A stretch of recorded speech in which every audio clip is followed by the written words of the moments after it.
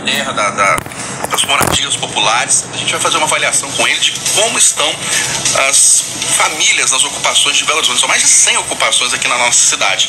Será que avançou muita coisa nesse período de pandemia? Porque havia aquela promessa da Prefeitura de Belo Horizonte de urbanizar, viabilizar rede de água, de esgoto, de energia elétrica para as ocupações. Como é que estão as famílias hoje? Frei Gilvander Moreira, boa tarde, obrigado pela presença aqui no Plantão da Cidade. Boa tarde, Eustáquio Ramos, muito obrigado pelo convite para estar aqui. É uma alegria, uma grande responsabilidade estar aqui para prosear com você sobre a luta das ocupações em Belo Horizonte, Minas Gerais. Pois é, Frei Gilvander, quantas ocupações existem efetivamente hoje em Belo Horizonte? Quantas pessoas, quantas famílias moram nelas? O número de ocupações em Belo Horizonte é muito maior do que as pessoas normalmente imaginam.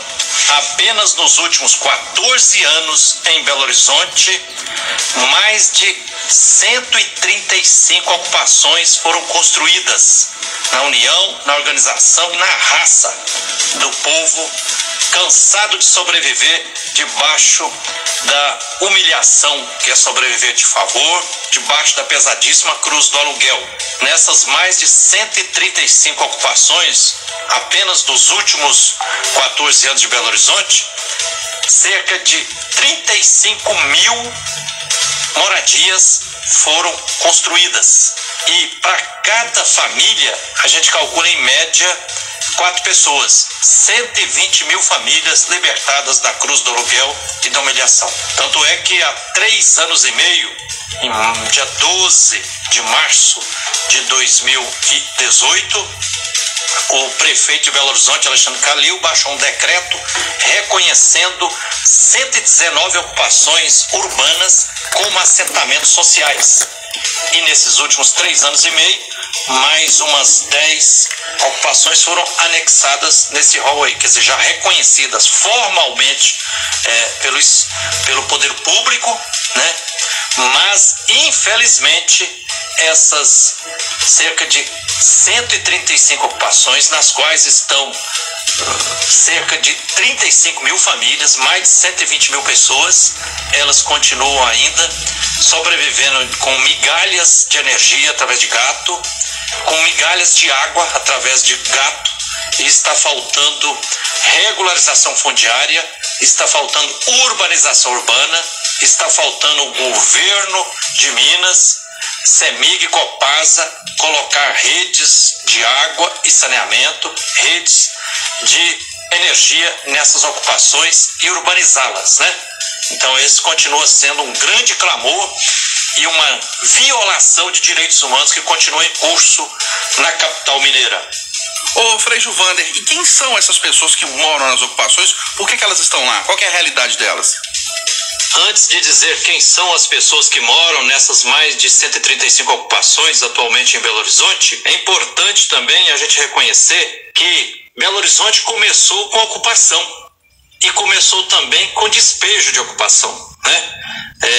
A história registra que Belo Horizonte foi fincado aqui ao lado da Serra do Curral, ao lado do Correio del Rei, e para começar a construção da nova capital de Minas, Belo Horizonte, né, após Ouro Preto, teve que se desfazer pequenas ocupações que existiam aqui ao lado do Curral del Rei. Também resistem em Belo Horizonte ocupações ainda do início, ocupações que têm mais de 120 anos de história. Por exemplo, a ocupação Pendura Saia, no alto da Avenida Afonso Pena, mais ou menos em frente ao INCRA ali. A maioria dos bairros de Belo Horizonte são frutos de ocupação. Não pode esquecer que inicialmente Belo Horizonte era para ficar confinada dentro do primeiro anel rodoviário, né, que é a Avenida do Contorno, né? E hoje 90% da cidade está fora da Avenida do Contorno. Então, assim, se for contar todas as ocupações, são assim mais de 1000 ocupações que existem em Belo Horizonte, né? E quem que vive nela? São basicamente as pessoas da classe trabalhadora, né? Homens e mulheres, que levantam de madrugada, né, pegam 1, 2, às vezes até 3 ônibus superlotados para ir trabalhar, pessoas que constroem a cidade, né, que são responsáveis para colocar em prática todas as profissões manuais, né, são os pessoal da construção civil, são os diaristas, são os motoristas, são o pessoal que trabalha na segurança, carpinteiro, pedreiro, ajudante pedreiro, o pessoal que trabalha nos postos de gasolina, como enfermeiras, principalmente o pessoal, as profissões manuais são essa classe trabalhadora. Ô Frei Gilvander, e para fazer um balanço, qual que você diria que é a situação de hoje das ocupações da capital? Eustáquio Ramos, a situação das ocupações hoje em Belo Horizonte é de uma permanente violação de direitos humanos fundamentais pelo Estado. O que a gente vê muito no meio das ocupações, no meio das periferias de Belo Horizonte, é a presença do braço armado do Estado, né? Quer dizer, a polícia, de forma geral, muitas vezes de forma agressiva, desrespeitando, né, em nome da segurança pública, violentando e qualquer coisa, embicando arma na cabeça do povo, de forma muito arbitrária, né, com o apoio de movimentos sociais como as Brigadas Populares, como o movimento de luta nos bairros, vilas, favelas, com o acompanhamento da Comissão Pastoral da Terra, da Associação dos Arquitetos Sem Fronteiras, com o acompanhamento de advogados, de uma rede de advogados e advogadas populares, e com a participação também de uma grande rede de apoio de professores e estudantes universitários, nós construímos nos últimos 14 anos cerca de 35 mil moradias em cerca de 135 ocupações em Belo Horizonte. E nesse mesmo tempo, nos últimos 14 anos, a Prefeitura de Belo Horizonte, junto com o governo do Estado de Minas, demoliu, destruiu mais de 35 mil moradias. Para quê? Para arrumar, na prática, moradia para os automóveis. Como? Alargando avenidas, construindo viadutos, derrubando casas para se fazer estacionamento, né? Aí o que me levou a perguntar, falei, uai, desse jeito o poder público está respeitando e valorizando mais a dignidade dos automóveis do que a dignidade do ser humano, né? Tá certo. Conversamos com o Frei Gilvander Moreira, da Comissão Pastoral da Terra, ativista da luta pela terra. Frei Gilvander, obrigado pela disponibilidade por nos atender. Um grande abraço. Eustáquio Ramos, é importante a gente comunicar também aos ouvintes que pesquisa da própria Prefeitura de Belo Horizonte aponta que apenas no centro de Belo Horizonte, ou seja, dentro da Avenida do Contorno, existem cerca de 80 prédios ou casarões abandonados, ociosos, sem cumprir sua função social.